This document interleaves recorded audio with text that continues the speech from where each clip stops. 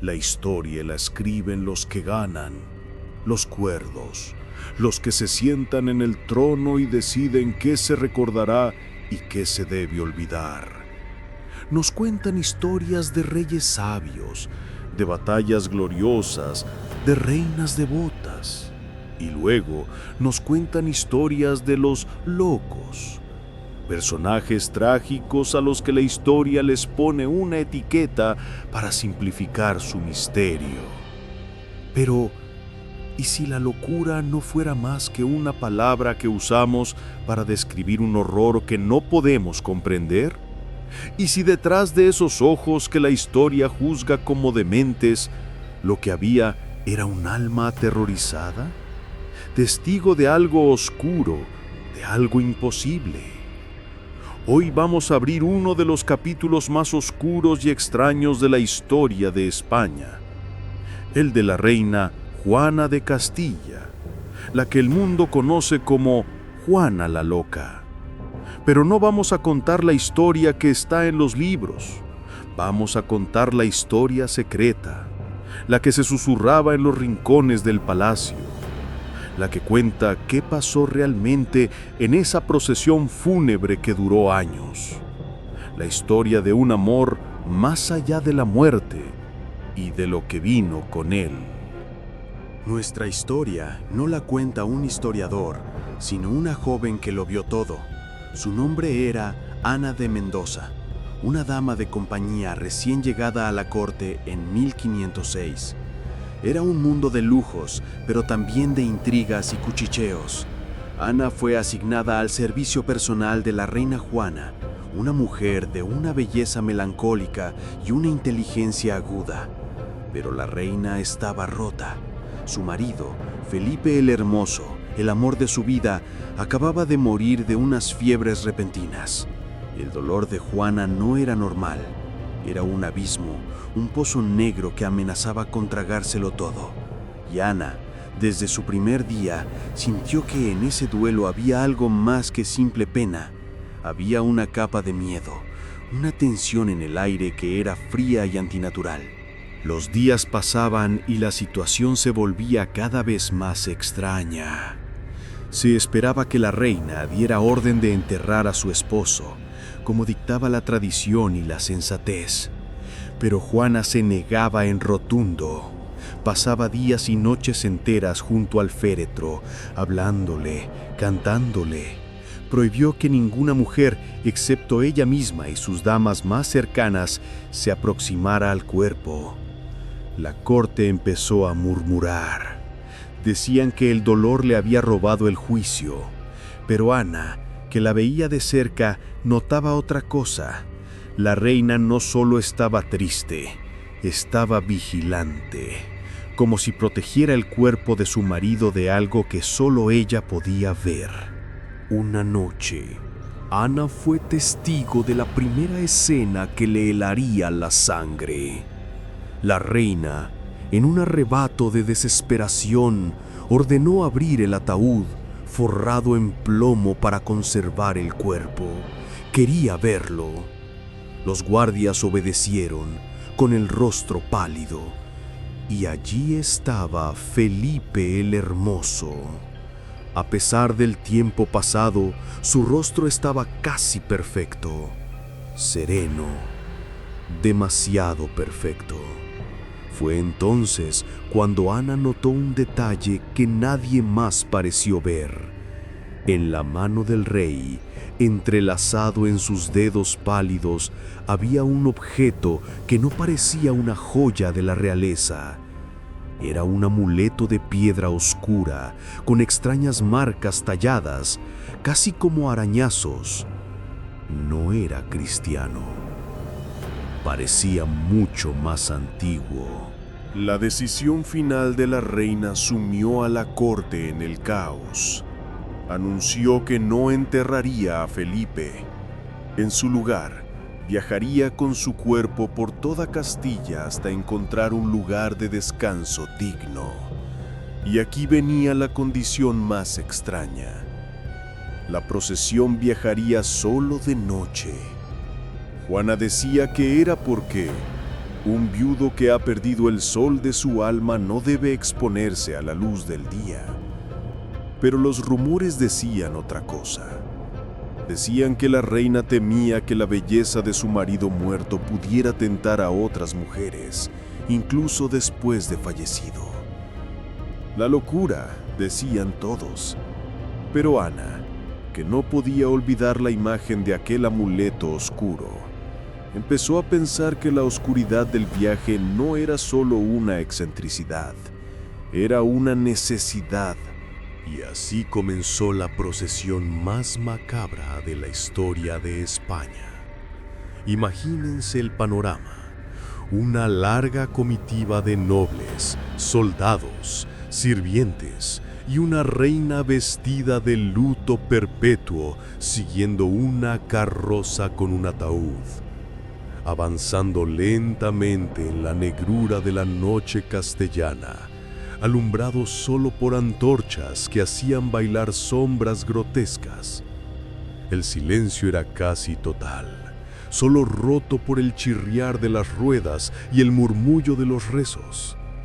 Pero a veces, solo a veces, los que iban más cerca de la carroza juraban oír otro sonido, un susurro bajo, casi inaudible, que parecía venir de dentro del féretro. El viaje era una pesadilla. Se detenían en castillos y monasterios, pero nunca por mucho tiempo. La reina era inquieta, paranoica. En cada parada exigía que el ataúd fuera llevado a sus aposentos, y la ceremonia de abrirlo se repetía. Ana tenía que estar presente, ayudando. Cada vez que veía el rostro de Felipe, su conservación le parecía más milagrosa y a la vez más terrorífica. No parecía un muerto, parecía dormido. Y la piedra oscura en su mano a veces parecía absorber la luz de las velas, volviéndose más y más negra. Era como si el amuleto estuviera alimentándose. Los incidentes extraños comenzaron a acumularse. Los caballos se encabritaban sin motivo cuando pasaban cerca de la carroza fúnebre. Varios guardias que hicieron la vigilia junto al féretro enfermaron de fiebres misteriosas, despertando con historias de pesadillas horribles. Hablaban de una sombra alta y delgada que se cernía sobre el ataúd, una sombra con manos largas que parecía acariciar la madera. Al principio se descartaron como cuentos de soldados asustados, pero eran demasiados. Ana empezó a escribir un diario en secreto, apuntando cada suceso, cada detalle. Sentía que estaba siendo testigo de algo que la historia no debía olvidar. La obsesión de la reina Juana crecía. Ya no solo le hablaba al cadáver, mantenía conversaciones enteras. Discutía con él, le hacía preguntas y luego asentía como si escuchara una respuesta. Empezó a descuidar sus deberes de Estado, su aspecto personal, todo lo que no fuera su macabra vigilia. Su padre, el rey Fernando de Aragón, empezó a enviar cartas, primero preocupado, luego autoritario. Le exigía que entrara en razón, que enterrara a su marido y asumiera su rol, pero Juana se negaba. Ana se dio cuenta de que la reina no estaba aferrada a un recuerdo, estaba prisionera de una presencia. Una noche, en un monasterio aislado en mitad de la nada, ocurrió algo que confirmó las sospechas de Ana. Mientras la reina dormía, agotada, Ana se quedó velando el féretro. La sala estaba en silencio, solo iluminada por un par de velas. De repente, una de las velas se apagó, sin corriente de aire, y en la oscuridad momentánea, Ana vio algo. Vio una forma oscura y traslúcida desprenderse del ataúd. No tenía rostro, solo una silueta vagamente humana. Flotó en el aire durante un segundo, girando su cabeza hacia ella. Ana no podía gritar, el miedo la tenía paralizada. Y entonces la forma se disolvió de nuevo en el ataúd. El frío en la habitación era como el de una tumba. Aterrorizada, Ana buscó ayuda. No podía acudir a los nobles, la tomarían por loca, igual que a la reina. Su única opción fue un fraile franciscano que viajaba con ellos, Fray Mateo, un hombre culto, estudioso, que además era médico. Ana le contó todo, los susurros, las pesadillas de los guardias, la sombra que había visto y, sobre todo, el extraño amuleto en la mano del rey. Fray Mateo la escuchó con paciencia, su rostro serio e impasible. Era un hombre de ciencia y de fe, y al principio se mostró escéptico. Pensó que era la sugestión, el ambiente tétrico del viaje, pero la inteligencia y el miedo genuino en los ojos de Ana le hicieron dudar. Fray Mateo accedió a ayudar a Ana a investigar, con la excusa de revisar los textos de la biblioteca del monasterio. Buscaron información sobre símbolos antiguos. Después de días de búsqueda en viejos manuscritos, encontraron algo, un dibujo. Era el amuleto. El texto, escrito en un latín arcaico, hablaba de una secta pagana olvidada, anterior a los romanos. Creían que el alma de una persona podía ser anclada a un objeto a través de un ritual oscuro, especialmente si la persona moría de forma violenta o repentina. El ancla no solo ataba al espíritu del muerto, sino que también actuaba como un faro, atrayendo a otras entidades hambrientas que se alimentaban de emociones fuertes, como el dolor de una reina viuda. La revelación fue aterradora. El espíritu de Felipe no estaba descansando, estaba atrapado, siendo usado como cebo. Y la locura de la reina no era tal. La entidad atraída por el amuleto se estaba alimentando de su dolor, magnificándolo, susurrándole al oído, aislándola del mundo para tenerla solo para sí misma. La procesión nocturna, la paranoia, el no querer enterrar el cuerpo, todo tenía sentido. No eran decisiones de la reina, eran los deseos de la sombra que la estaba devorando lentamente. Pero esto planteaba una pregunta aún más terrible. ¿Quién puso el amuleto en la mano del rey? Aquello no había sido un accidente, había sido un ataque.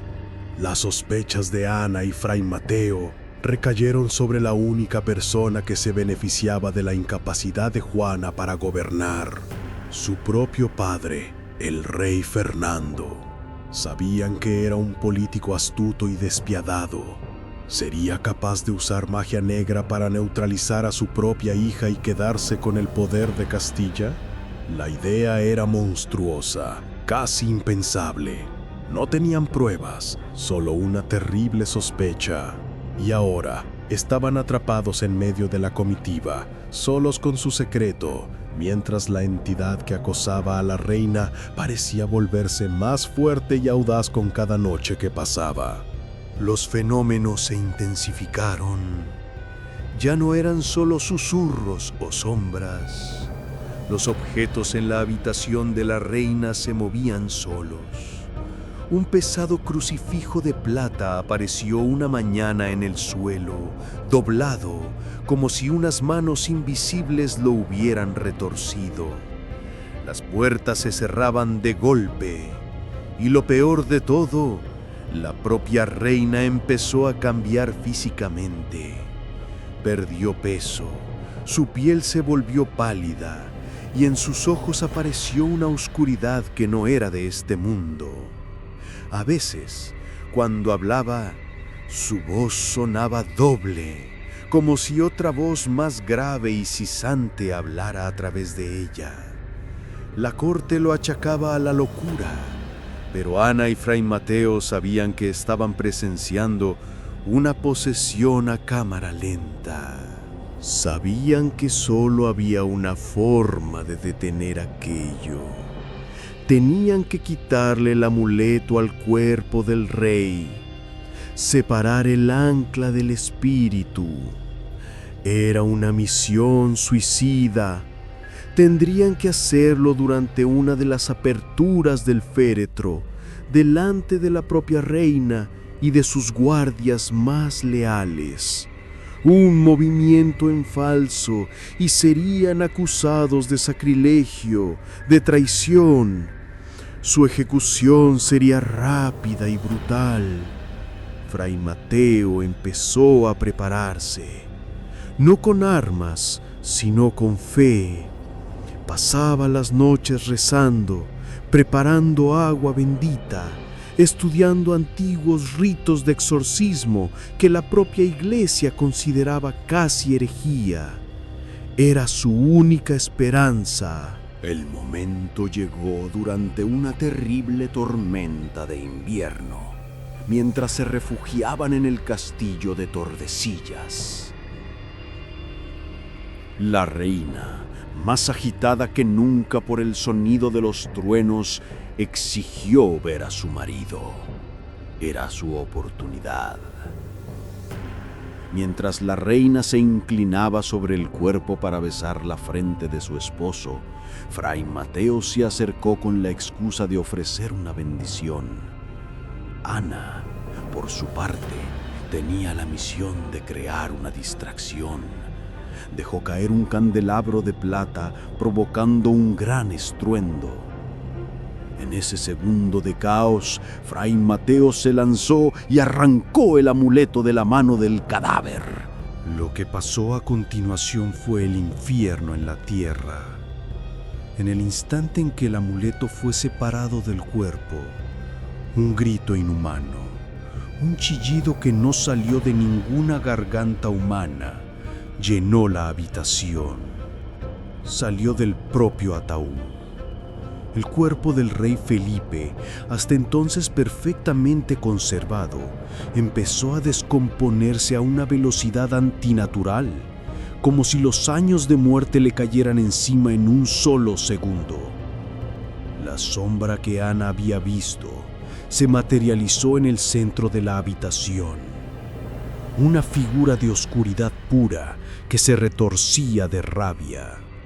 Las antorchas se apagaron, sumiendo la sala en una negrura casi total. La entidad desató su furia. Los guardias, poseídos por el pánico, empezaron a atacarse entre ellos.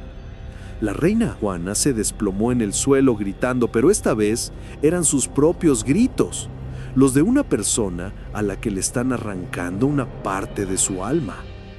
Fray Mateo, sosteniendo el amuleto que ahora quemaba como el hielo, comenzó a recitar el rito de exorcismo en latín. La sombra se abalanzó sobre él. Ana, viendo que el fraile no podría resistir, cogió un trozo de la cruz de plata que la entidad había roto días atrás y se lo clavó a la sombra en el pecho.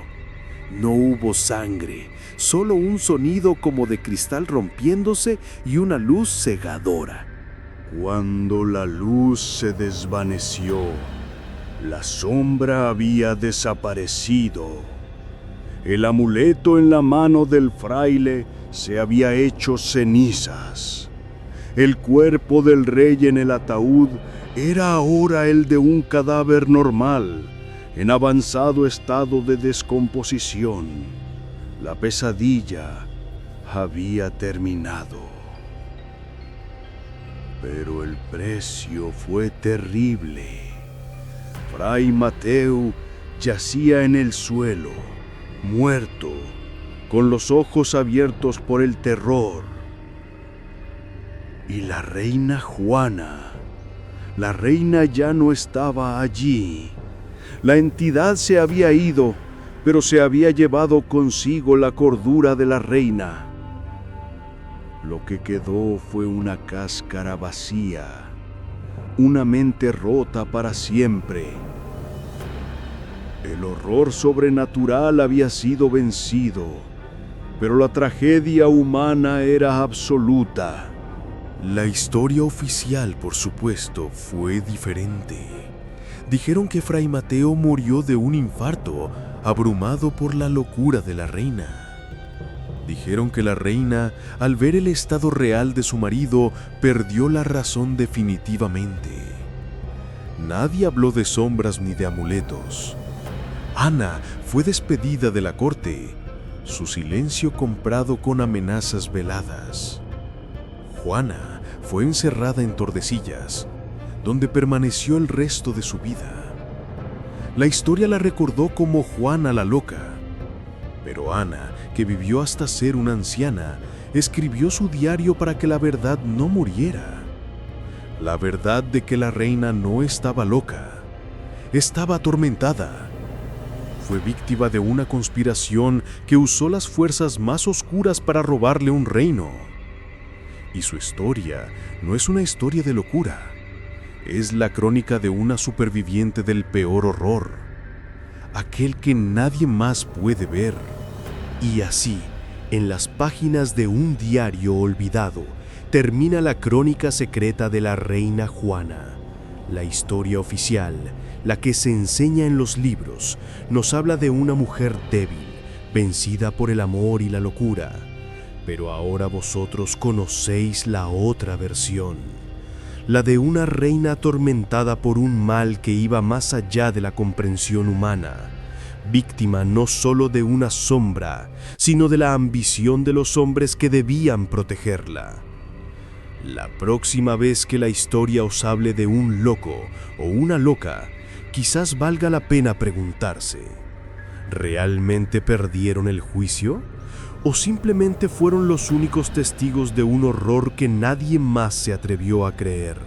¿Y su locura fue el precio que pagaron por sobrevivir?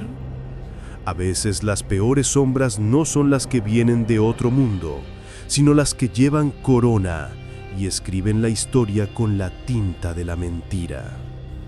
Si te ha gustado este viaje a las sombras del pasado y quieres que sigamos desenterrando los secretos que la historia no se atreve a contar, apoya este trabajo. Dale un like a este video que, aunque no lo creas, ayuda muchísimo a combatir los algoritmos. Y lo más importante, suscríbete al canal y activa las notificaciones porque el pozo de los misterios es muy hondo y te aseguro que esto solo es el principio. Gracias por escuchar. Nos vemos en la próxima crónica.